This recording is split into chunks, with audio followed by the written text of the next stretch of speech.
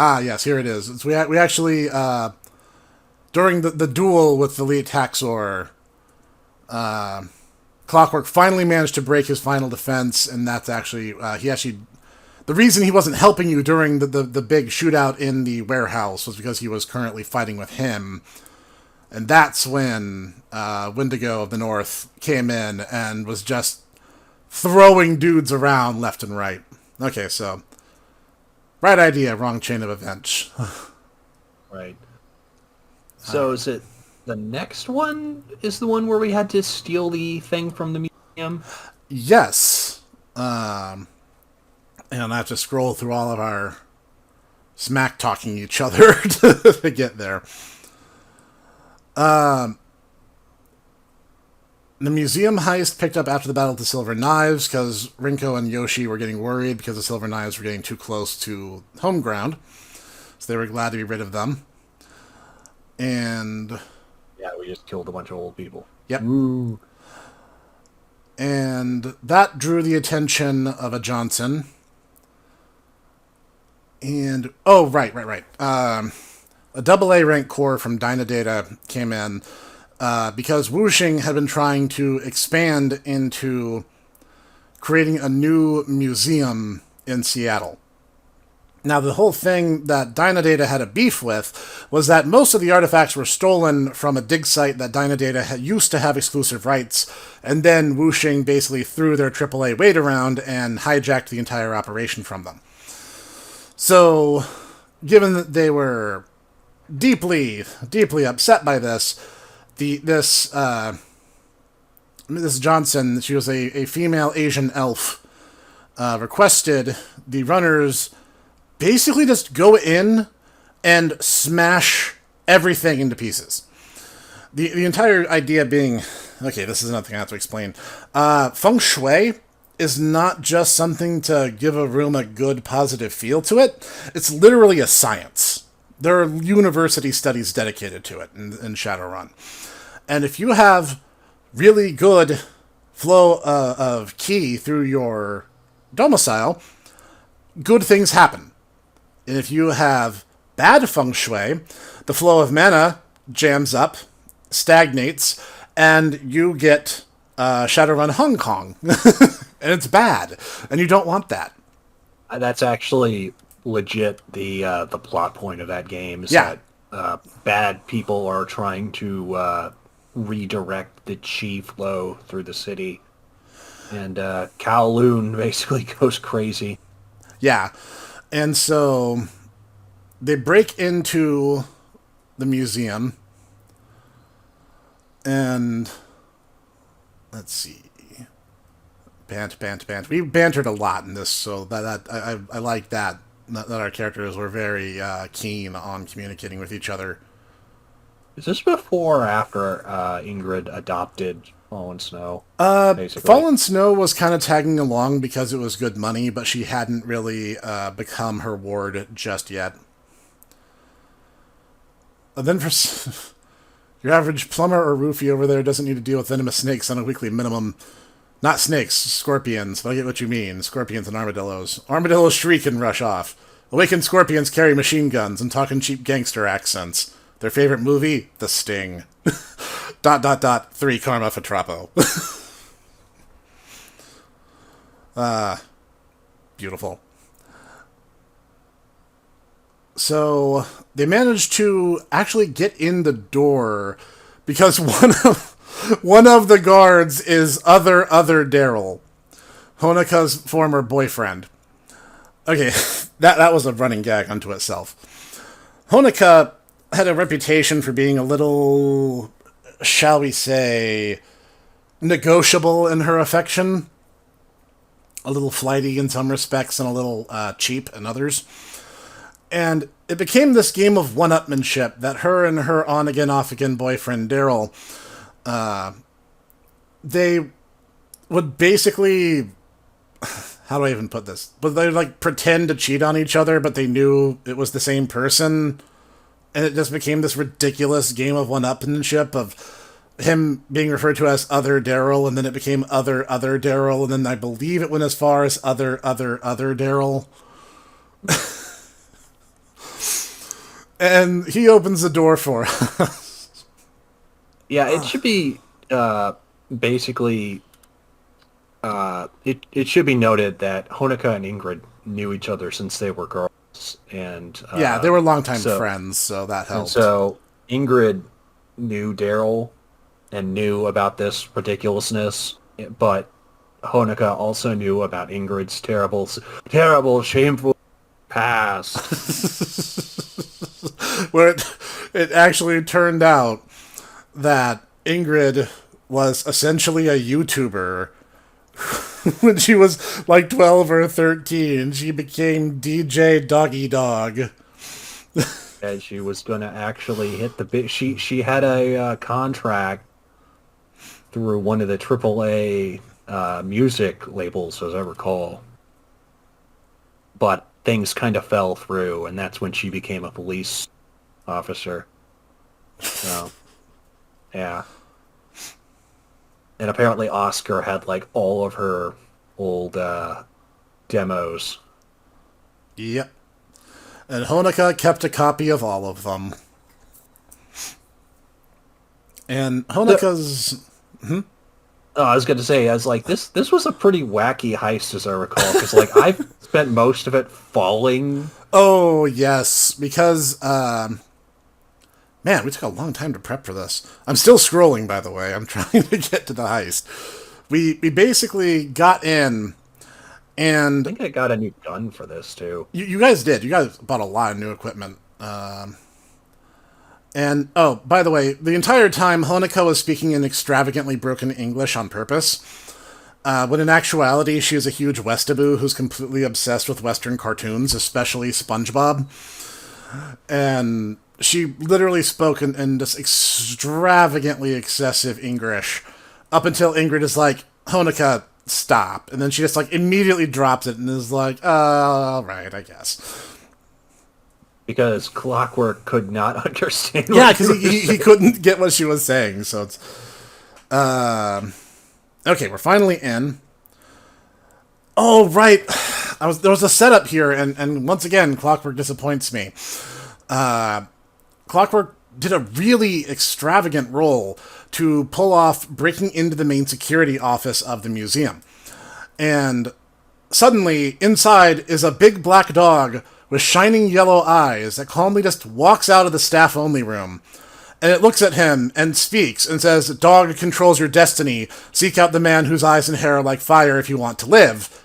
And then just waits for a second and then goes, "Okay, bye," and leaves. And not only does Clockwork not react, he didn't get to act on it because he retired the character. And I had a huge thing set up for that. Dog controls her destiny. Yeah, that's actually a shout out to the Super Nintendo Shadowrun game because Jake Armitage's patron spirit was dog. And early in the game, he literally just kind of walks up to you, and it's like, "Dog controls her destiny," and this leaves. And you're just kind of left on that note for several hours of gameplay before you finally get a follow-up on it. And the entire thing... I was about to say that it ends with, "Don't worry, I'll be back in Shadowrun." Was never a Shadowrun. That was Drake. Yeah, Drake claimed he'd come back in Shadowrun 2, and then there was never a Shadowrun 2. There was a Shadowrun game on the Sega Genesis, though, and both of those games are considered canon as far as Shadowrun Returns is concerned. The thing is, by 2080, Jake Armitage would have been dead. But there is a robot running around with his AI and a brain scan uploaded into it. And he was going to actually meet the robot with Jake's AI pattern inscribed on it, and Jake was actually going to take him on a vision quest under the guidance of Dog. But again, I didn't get the chance to do that. So that's what that was all about. Then... a little digital devil summoner on us. Or devil hackers. Yeah. Sort of. I actually hadn't played that game up to that point, but yeah, coincidence is uncanny. And then I decided, all those times you sent me to, the wild Ditaku? I'm going to return the favor. And there's this red tiki mask, and Ingrid gets transfixed by it. And I mentioned nothing comes out of its mouth, and then more nothing, until the room is subsumed by nothing, and you begin falling. It feels like you're falling for seconds, minutes, years, lifetimes. You see something shining in the distance. You reach out and grab the scent of purple. You then blink, find yourself upside down, laying on top of a wooden crate in a storage room in the basement. She literally fell 1 story down and lost 15 minutes of her life. And why did I do it? Just to mess with him. That's literally the only reason I did that. Ingrid, where are you? I don't know, but I'm upside down.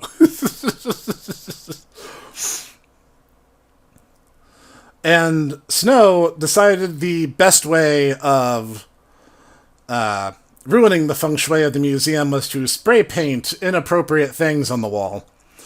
But Snow was also canonically about 11 years old at this point, so she just put things like poop and fart on the wall. The words. The words on the wall. Let me be clear about what I'm saying here. I mean, I think, that's what I thought it was. No, she was just spray painting it. I mean, unless it was like, actually spray painting like poop emojis. Well, Which, I could I totally couldn't see too. I was about to say I can't rule that out. Oh, and then she started drawing a unicorn. And the entire time, Troppo was just watching, like, oh, so this is how feng shui works. Yeah, but then again, he actually has, what was it, like 4 or 5 spider spirits following him around, Yeah, too? he had a weird quirk that basically made him useless with magical things, but for some reason, because of, like, his scent, I think, he had at least 3 spider spirits who would just hang on him all the time. One was Father Anansi, who told him bad puns all the time. One was the Great Mother Spider, not the Great Mother Spider from the Australian outback, but another spider by a similar name. And she would, like, hit on him. And then the other one didn't let him sleep at night because he would tickle Troppo by walking across his body while he was trying to sleep. And it caused Troppo to constantly have to roll every day to see if he would be taking a penalty that day from fatigue. I loved this party. Oh, right. And then I introduced my own Super Sentai squad. And Ingrid... Okay, how do I put this? Dutaku has a little bit of a history making characters who are pretty ladies who like to get their way by batting their eyelashes at people, and because of the way social combat works, that's an actual valid strategy. He literally rolls a Yahtzee of 6s on this roll, and basically just, it's like, oh, you want to help me, don't you? Bats my eyelashes at you. And I'm like, well, there goes the entire battle that was supposed to happen, because she just literally charmed the leader of this team. And the entire thing was there a group of vigilante, justice-seeking Super Sentai cyborgs called Be Inspired.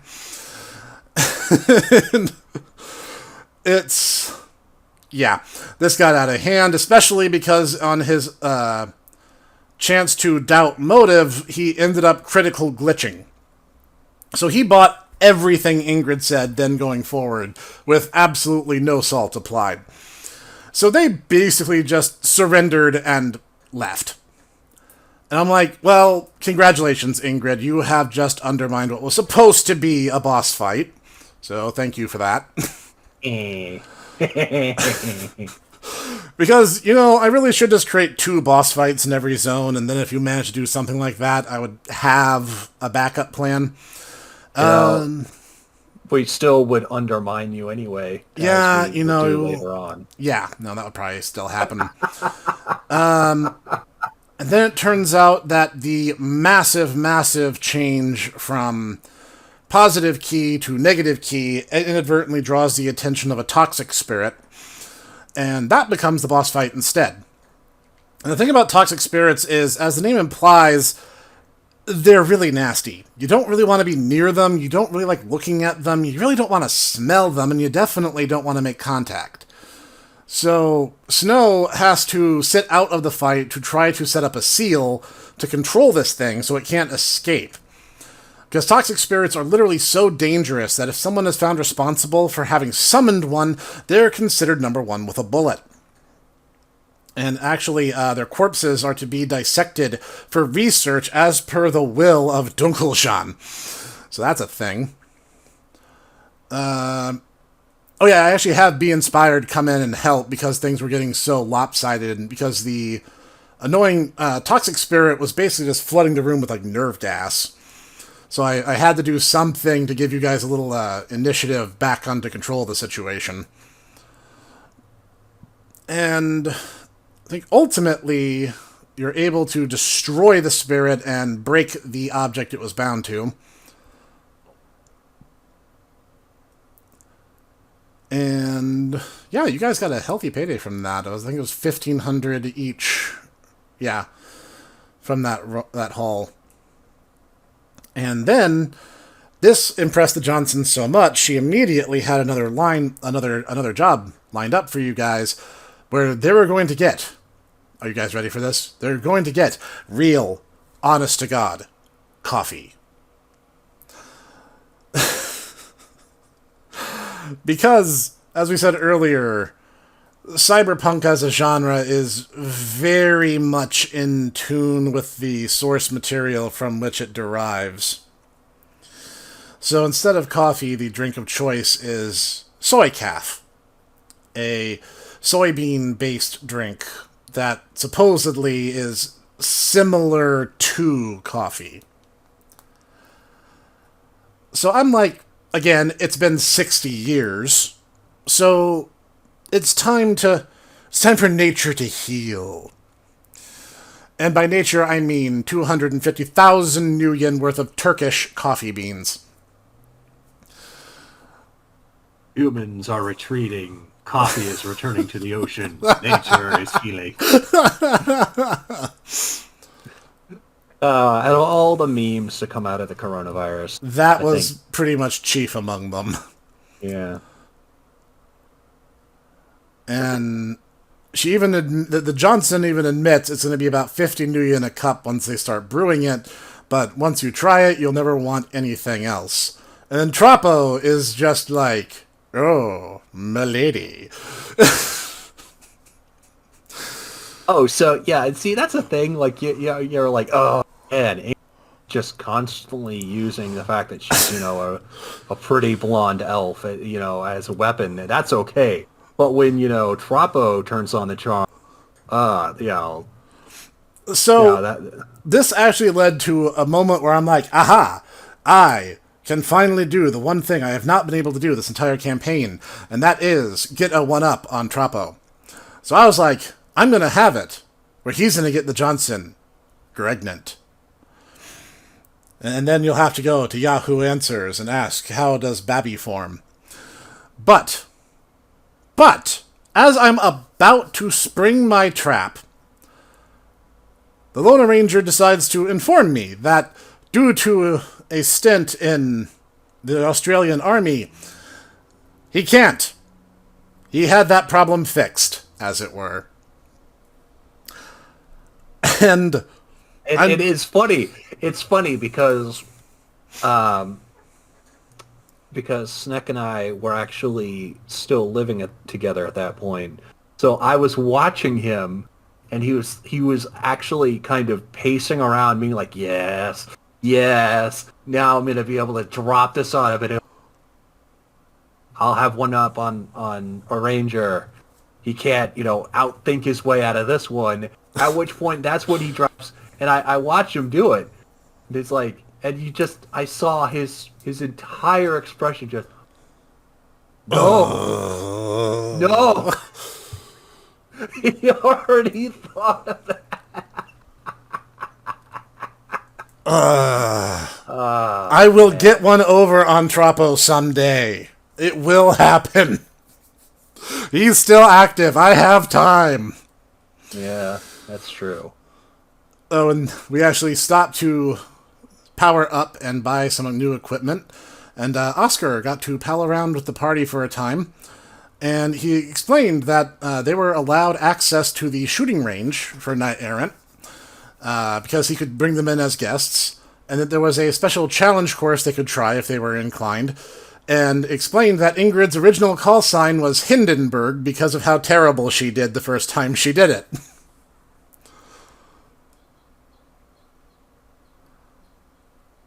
I was supposed to be Dirty Harry, by the way. Yes. I was supposed to be Dirty Harry. I was supposed to be the coolest cucumber, like, It was also around this point where Troppo started learning of his spider spirit comrades. And I basically was not that. We basically after the first run, it was more or less all understood that I was not Dirty Harry. I was the Demolition Man. Yeah, you were Sly and Demolition Man, basically, except female and an elf. Yes. I was just infamous throughout the Force, and just the fact that I would blow up whatever building I was in. I would just destroy everyone around me. But I was just too good at, taking down bad guys so that they couldn't just, can me. Yep. They had to... They wanted her effectiveness, but they didn't want the PR disaster that routinely went with it. So they essentially have her, I think, listed as on clerical leave or something, but administrative leave or what have you. Yes. And actually that was one of the things, is that I basically I dropped a huge case on them at the end, which is how I was able to get my job back, basically. Yep. And they're like, fine, but we're going to promote you to a desk job so you can't cause any more harm. Yes. All right, and Snow explained how Troppo has some spider spirits palling around with him, and Troppo just does not get it at first. Nope. And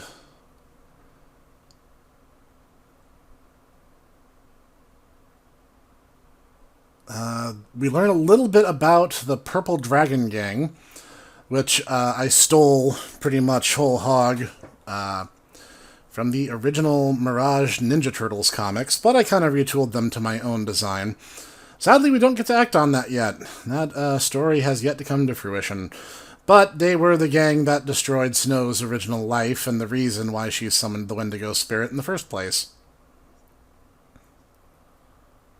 Fun times. Then Ingrid gets drunk on a black cow because some jokes just keep on giving. Okay, for context on that one, back in the olden days, in the olden times, we were writing a infrequently asked questions. Basically, it was a very, very, very niche thing whereupon people would write walkthroughs for games that didn't actually exist. Snake and I really like Breath of Fire, and so we basically wrote a send-up of those games. And in one of them, I decided that there would basically be a forced loss unless you got a particular item which would make a boss drunk. Except that it would be...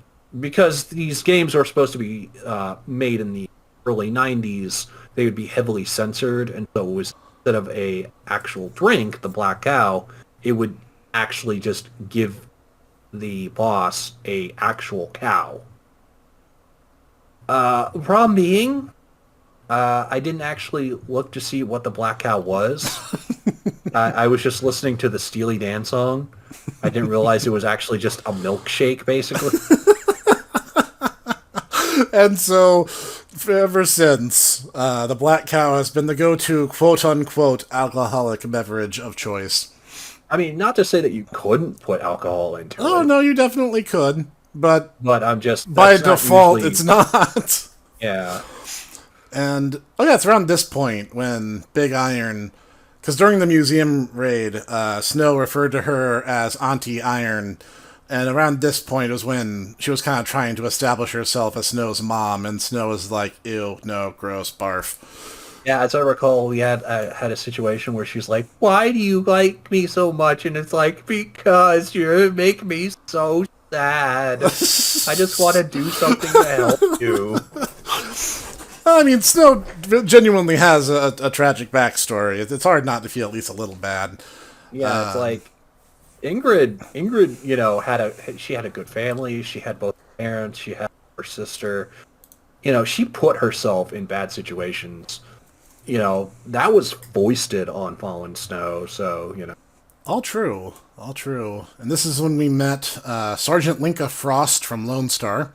Yeah, I don't think we ever actually did anything with her sister either. No, I don't think we she, did. She was a dog trainer. That was a thing. So, I actually had her as a contact because, the two of them, like, never were, like, estranged or anything. It's just... Yeah. I think it was just a matter of we didn't really go into Lone Star's jurisdiction, but, like, that was an option we had available to us. Yeah. And then... Yeah, I think actually I encountered Kazumi because I think I was on the back, just kind of on the back burner at this point, didn't we? Yeah, I think so, but it was a brief encounter because we didn't really have time. Yeah. Oh yeah, then she summoned a Snow summoned a dolphin spirit, and it basically the dolphin spirit talked like the dolphin in Breath of Fire 3. And just was super rude, and Snow repeatedly threatened to feed it to Wendigo. Now, for those of you who don't speak Australian... Here's our translation. And it's not even particularly dense Australian. Yes. Now, Lona Ranger has hit me with a few where I'm like, dude, what are you even saying? Are we speaking the same language right now? And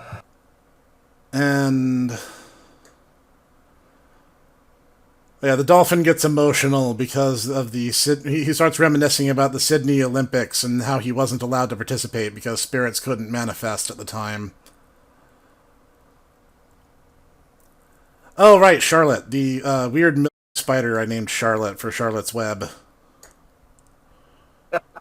And she insisted on hitting on Troppo as much as possible because it made him visibly uncomfortable. You have way too many legs. You don't have enough legs. Touché. So we send Dolphin Spirit out to patrol the harbor, and the ship was coming in. And Wendigo somehow ended up becoming friends with Ingrid. I think at first he was being sarcastic, but then Ingrid had such a massive body count that he actually grew to genuinely like her. A quote from Wendigo, I mean, hypothetically speaking, if you suddenly turn into a donut, would you be a jelly-filled kind or a glazed donut? Stop being weird.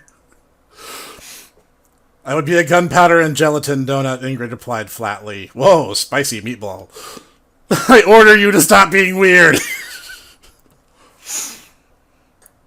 And then I set up my moment. I was going to get Troppo. This never happens, by the way. I was going to have my moment. I was totally going to have my moment. You see, there was going to be a gang fight at the docks as soon as the ship arrived, between the Daggerbacks, the Silver Knives, and a third gang that I don't believe had a name because they weren't large enough to merit one, but it was going to be a three-way gang war. So Snow and Ingrid are set up on the land side to prepare for that part of the fight. Then our resident Decker and Infiltrator were going to get on the ship and try to, control that side of the situation. And they were initially going to try to keep it in the water to stop the fight from happening, but that didn't exactly pan out, as you'll soon see.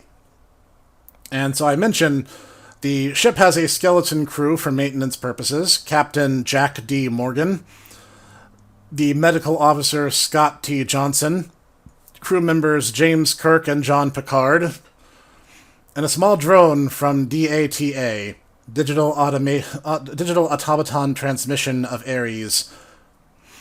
Because puns. Lots and lots and lots of puns. Shaking my head right now. You can't see it, but I'm shaking my head. So I'm like, okay, you see, the instant Troppo goes in, because I know what he's going to do. He is going to go in, and he's going to try to pop the captain. So I'm going to go Metal Gear Rising Revengeance on him the instant he tries this. So let's see, on... Yeah, what he does is he basically pops in, looks, sees the go, go, go, go, go, go, go effect, and goes, yeah, no. I choose not to do that. What? He befriends the captain. They just start shooting the breeze, and the captain is like this old-time mariner who's former Navy. So he's like, oh, hey, you're former military? I'm former military. Let's start talking. And I'm just like, no, it's all going wrong. So I'm like, okay, I need to start raising the stakes. So Wendigo mentions to Snow and Ingrid, there is a gang coming, but it's not Daggerbacks or Silver Knives. It's Halloweeners. And they're coming in with literal, actual attack suits. And this escalated quickly.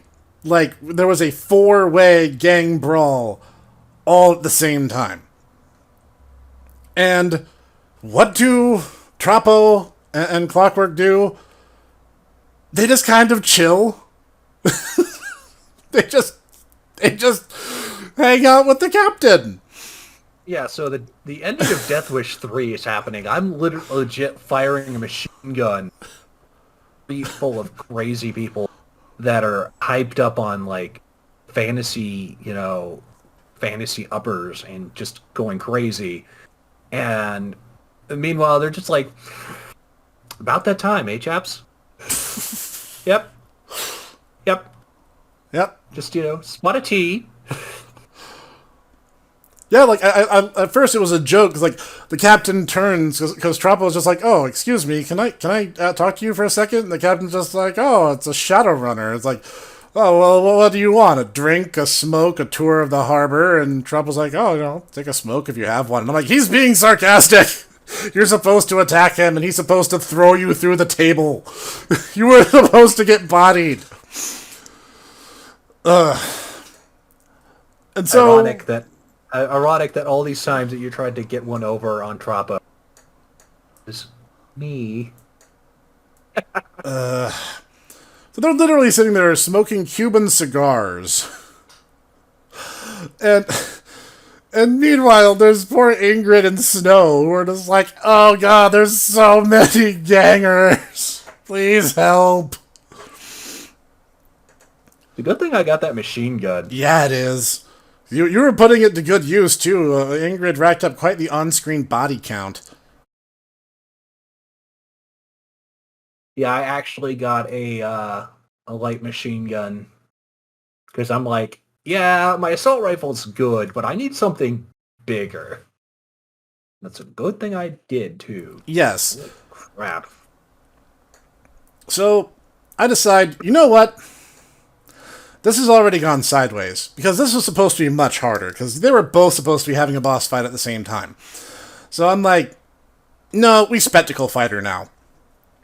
So the captain goes a little crazy, and runs the ship into the dock, basically wiping out like half the gang currently involved in the fight.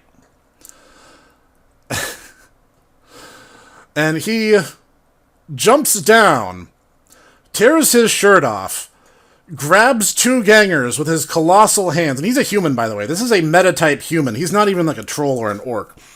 And literally starts hitting other gangers, using gangers as weapons.